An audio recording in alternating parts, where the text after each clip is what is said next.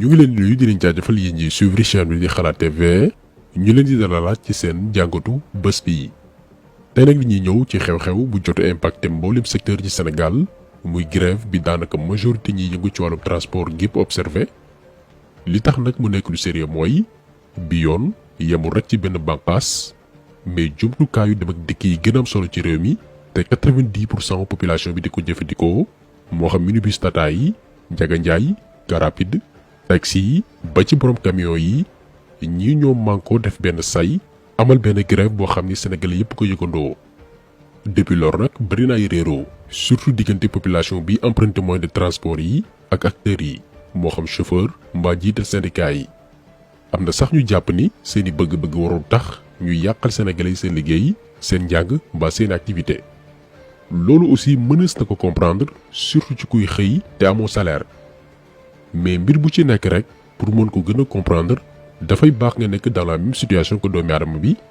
laa di nga mën a porter benn jugement bu objectif ñun bi ñu toogee analyser yëf yi dañ ne pourtant chauffeur mbaa transporteur bi yor ay oto di jox ñeneen ñu koy dawlal di ko verser bés bu yàlla sàkk moo ne ñoom ak sénégalais biy jóg fajar dem dàqi la mu dépense suba ngir njabootam mën a dund ndekk ñoo bokk même situation li ñu mën a jàpp foofu mooy ni grève transporteurs yi impacté sénégalais yu ci bare bari ba liggéeyi wuñu ngir am lu ñu yóbbu kër ga noonu itam la ko chauffeur yu bare bari yégee kon lan moo leen jaral ñoom ñu takk seen biir te mu leer leen ni bu ñu dawlul tey dépense du am mais teewul ñu sacrifié wu banque seeni loxo ni duñu téye volant bi lu ko waral lii mooy la grande question bi ñu doon seet ñun balaa ñu ci àddu ngir mën a leeral naka la ñu yeggee ci lii nga xam ne mënoon naa ñàkk ci bu ku nekk defoon la mu war a def moo xam état chauffeur yi ak transporteurs yi. déjà ñu bari nee nañ dawalkat yi waroon nañ teel a artu askan wi balaa ñu yegg si fii ndax mbir yi dafa bette mais nañu bàyyi xel ni lii lépp processus la du lu xëy rek sotti maanaam grève bi nañu yam rek ci les faits sans commentaire. bu ñu jëlee ministre bi ñu dénk dem ak dikk bi muy Mansour Faye bañ koy nommé ci bopp secteur boobu en novembre 2020 ñoo ngi tey ci décembre 2021 un an un mois benn at bu tegal weer biñ koy nommé moom fekkoon na ci ministère boobu ab plateforme de revendication ak grève bu ñuy waajal bàyyi ko ci kuréel gi ëmb mboolem syndicat transporteurs yi maanaam ñoom waa cadre unitaire des syndicats du transport routier du Sénégal dawalkat yeeg borom oto yi. dañoo tënkoon ci këyit ay poñ yoo xam ni jàpp nañ ni lii moo mën a tax secteur bi mën a jëm kanam ba annoncé woon grève donc seen grève générale bi ñu nemmeeku fan yi novembre 2020 lañ ko waroon amal daañu ñëw ci vidéo bii yenn ci poñ yi gën a am solo ci li ñuy sàkku léegi Mansour Faye di door a ñëw ne leen may leen ma tuuti ma réglé mbir yi ndax maa ngi soog a toog yamu ci mais dafa ànd ci mboolem poñ yi ko transporteurs yi proposé woon ak chauffeurs yi mu d'accord ci lépp ñaan leen ne leen may leen ma diir ma saafara mbir yi. ñu may ko un mois. jëlee ko novembre yóbbu ko ba décembre.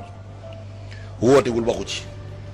amul négociation amul moom mi ne woon mën naa. wootewul néewul lii laa man ba ñu demaat grève un mois. mu mujj xool woote urgent. 1h du matin. ñu ne comme ñun ñoo bokk réew mi nañ ko wuy ci. ñu yee ñëpp ñu ne la woon départ wuti. 1h du matin dem wuy ji ko. dem jam ñaajo ñu dem toog foofu jam ñaajo ci ministère bi. ca ministère ba. dem fa ba 3h moins.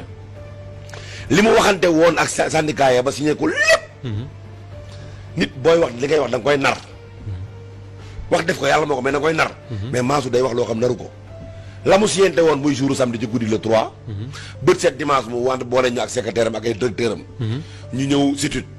taxaw woo journaliste yëpp ñoom ñooy wax de d'accord nañu lii jubóo nañu lii d'accord nañu lii jubóo nañu ba mu jeex ñu ne kon ñu Sénégal yéen a ko dégg léwé nañ moo dalal ñëpp dem du benn buñ ci def donc li mooy mbir mu njëkk bi jur jafe-jafe yi maanaam kilifa bu dul wax dëgg da ngay toog ak say nawle ngeen di ay gor waxtaan ba tënk ay mbir ku ne joxe kàddoom nga wëlbatiku def leneen lu bokkul ak li nga diggee woon ku ne da ngay régler problème mu transport te laaloo lii nga xam ne mooy source problème bi moo jur lépp da ngay sonn mais ëllëg sénégalais yi daañu wéy di jànkoonteel ak même jafe-jafe yi te duñu xam ne mu demee diggaloo fas yéenewul def moo indi lii lépp. léegi nag climat bi li mu jur mooy kilifa gu dul wax dëgg li mu créé ci secteur dem beeg dikk bi mooy transporteurs yi ak chauffeurs yi dañ ne ñoom léegi Mansour Faye nekkatul seen ministre ndax benn du koy sàmm kàddoom wala bokk xamul ñaari salaamaaleykum ci liñ ko dénk. transport yàqu amuñu ministère. te kon léegi lan rek moo des. yaa ministère des transports non. waaw xamul ndax ma ne amuñu ministère. oui ministère bi ñu yor. ñaar dañ ko jàngat ci moom. mooy Mansour Faye. Mansour Faye des transports mooy dëgguwul wala amul compétence ci liñ ko jox. Mansour Faye dëgguwul wala amul compétence ci liñ ko jox. lii nag buñ ko nemmee ko ci benn bërëb mooy rupture de confiance am na ñaar ñoo xam ni kenn ki dafay jéem a naxaate ba jàll keneen ki amatul kóolute dafay am lu tubaab di wooyee dialogue du sourd kenn du dégg sa morom. le 1er décembre 2021 bii rek muy bés bi njëkk ci grève bi Mansour Faye décidé woon na wooluwaat acteuru transport yi ngir toog waxtaan comme na ma ko daan defee mais gars yi dañoo lànk ba tëdd ci suuf pas pour bañ a toog ak moom mais nee nañ na ko yeneen ministres yi nga xamante ni laale nañ ci wàllum dem ak dikk bi teewee mais du ñoom ak Mansour Faye dong ndax lu mu wax du ko def du koy sàmm kàddoom. actuellement lii mooy problème principal bi léegi nag lan la transporteurs yi chauffeurs yi di sàkku 11 points fukki poñ ñu tegal benn lañ bëgg gouvernement bi taxawu leen ci mais ci càkkuteef yooyu noonu dañ ne même bu lépp sottiwul am na ñett yoo xamante nii bëgg nañ ci solution ci ni mu gën a gaawee te gouvernement moo leen ko diggoon ci la ñuy ñëw. benn bi mooy cheraayu papier yi lay permettre en tant que chauffeur bi daan dooleem mbaa groupe transporteur nga mën a exercer say mbir te lépp nga teg ko ci yoon. nee nañ benn bi mooy permis de conduire bi nga xam ni 10 000 jàpp 12 000 la warul dikkee te tey dem na ba 32 000. ñaareel bi nee nañ mooy agrément yi maanaam kayit bi firndeel ni yow kat am nga statut ci secteur transport bi agrément boobee warul leen dikkee 7500 tey dem na ba 30 000 renouvelable maanaam da nga koy yeesal jamono gu nekk. gannaaw boo amee agrément da ngay wut aussi licence bi lay permettre nga mën a yëngu ci wàllum yóbbu ak delloo ay doomi aadama licence boobee ñu waroon am ci 7500 yóbbu nañ ko ba 60 000 dafay dem aussi ba 200 000 te da nga koy renouveler régulièrement ba tey transporteurs yi ak chauffeurs yi ñooy wax. te nee nañ charge yi yëpp nag bokkul ak yeneen i mbir yi ñuy daj ci tali bi ak takk der yi moo xam taximan car rapide njaga njaay minibus tata ba ci chauffeur camion yi transporteurs yi ak chauffeurs yi ñooy wax ñu ne même bu fekkoon ni seen i këyit motul sax ñu ne waaw mais nee nañ da ngay circuler nekk en règle ak lépp mais takk der bi pour am lu mu fortaatu ci yow da lay bindal ay infraction yoo xam ne moom moo koy créer boppam ba noppi di la facture ay prix yu amul fenn boo ko deful ñu mere la. ma wax nag si lii ma tiim tey lii ma tiim ay amende forfaitaire la yoo xam ni ay policiers ñoo ko bind ak gendarme. te benn nit ci benn nit li ngay gis ci benn nit la ñu ko bind ndax léegi nga gis gendarme boo xam te ne bii da lay mere bindal la 12000 francs te contravention 12000 francs amul fu la gendarme bindal la contravention 12000 francs abbi na weneen turu jàmbur def ci 6000 francs bi mais contravention 12000 francs amul te loolu bari na chauffeur yoo xam ne xamuñu ko lii na ma tiim lépp nag benn chauffeur moo ko dagg. moomu ñu ngi ñuy duma rek di jël suñu xaalis boo demee bureau contravention yi léegi da ngay rang comme marché attestation yi rek yoo xam ci machine bi ngay tiire ordinateur bi ci ngay tiire rek ay photocopie di attesté rek ku jóg bind léegi dem nañ ba contravention comme day fees seen poche lañ koy def da nga koo bañ a jox 1000 tëli bi piège poche am la koy def da nga koy wëri ëllëg ba gis ko mu ne 3000 nga may jox ma xotti attestation bi boo joxewul 1000 francs da ngay mel da nga leen tam dem lu ne lañ lay sosal ngir joxe 1000 francs yi force nga joxe ko dañ lay jàpp ci ataaya waaw nga dem ci keneen ki mun la caayen laa la jàppe nga dem ci keneen ki mun la tey laa la jàppe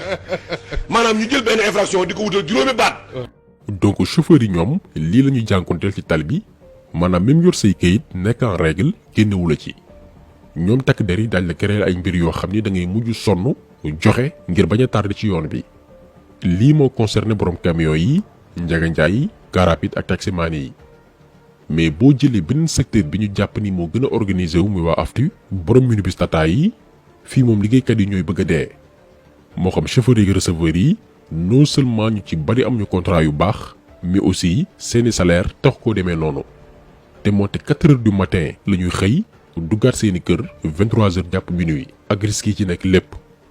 lu tax parce que borom oto yi nanguwuñu recruter ay chauffeurs yu doy ak i receveur ñuy sàkku ci inspection du travail muy bànqaas bi caytu bërëb liggéeyukaay yi gën a gestu conditions yi ñuy liggéey ñoom ndax jàpp nañ ni exploitation moo am ci seen secteur boobu lee mais dafa am beneen poñ boo xam ne itam transporteurs yi chauffeurs yi ànduñ ci muy critères yi ñuy jébalee permis de conduire yi. xam nga permis yi dañ ko catégoriser ay pàcc la comme 18 ans fukki at ak juróom-ñett war nga mën a am permis bu lay permettre nga dawal un véhicule léger oto bu ndaw gannaaw boo mokkalee code de la route boole ci mën dawal. mais dafa am yeneen catégorie oto ñu leen di woy véhicule lourd oto yu mag yi faaw nga am 22 23 jàpp 25 ans jëm kaw ngir mën ko dawal am ci permis. léegi nag gouvernement bi dafa décider yóbbu ko ba 30 ans maanaam ku amul fanweeri at doo ko dawal. lii nag transporteurs yeeg chauffeurs yi ànduñ ci ndax ne nañ comme que ñu bari ci ñoom ay mag lañ seen wàllu wéy na comme métier yu bari ci Sénégal dañ ciy nekk ba magal sa doom ñëw wuutu la ci ngir mën laa noppal. léegi nee nañ bu ñu fixé yenn catégorie permis yi à l'âge de 30 ans maanaam ku amul fanweeri at doo dawal yenn oto yi.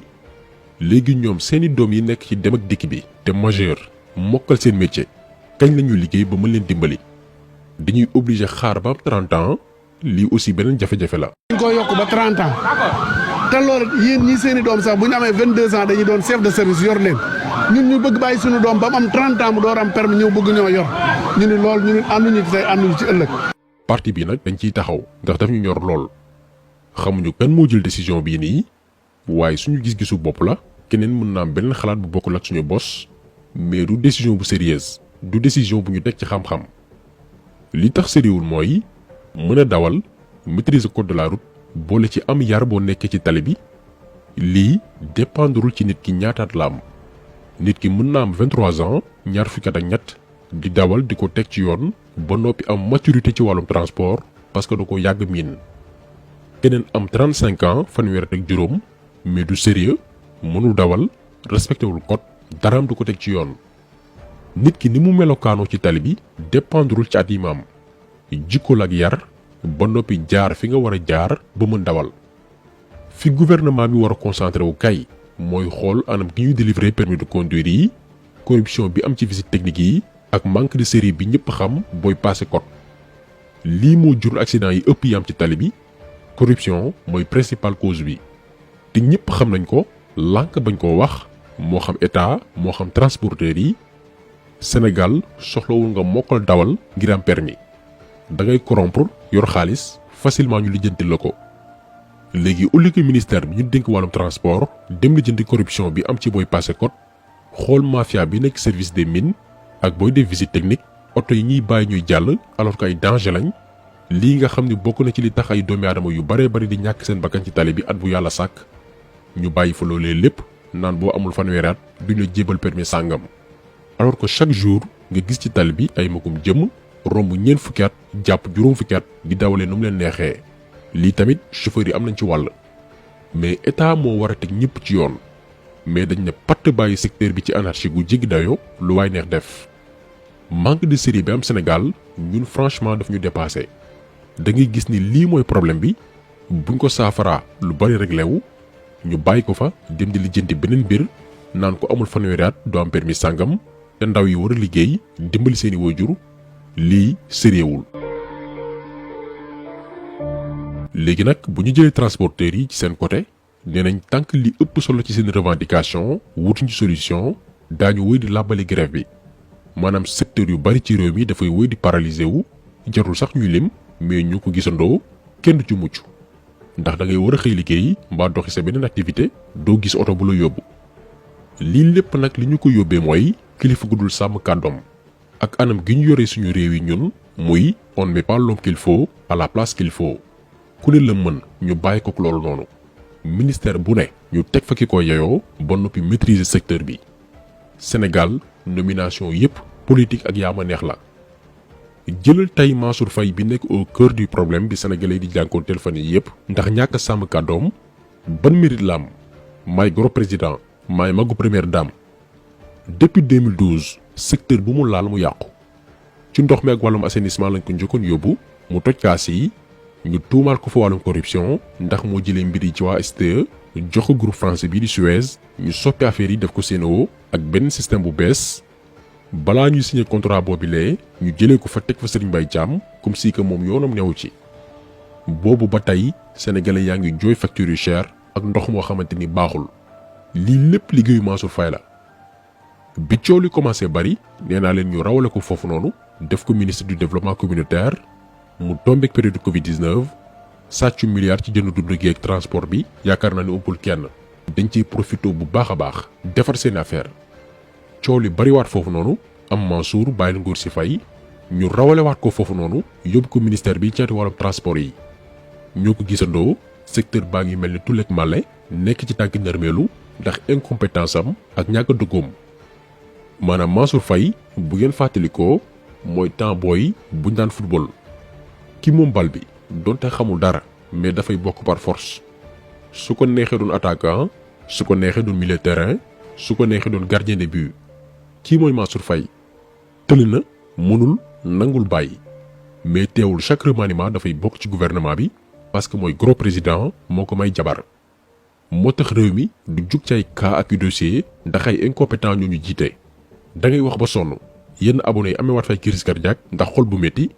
kon mbir yi dañ koy yemale fii taxu seetlu bi loolu la woon di leen di daje incha allah beneen yoon ci beneen jàngat jàngin jëf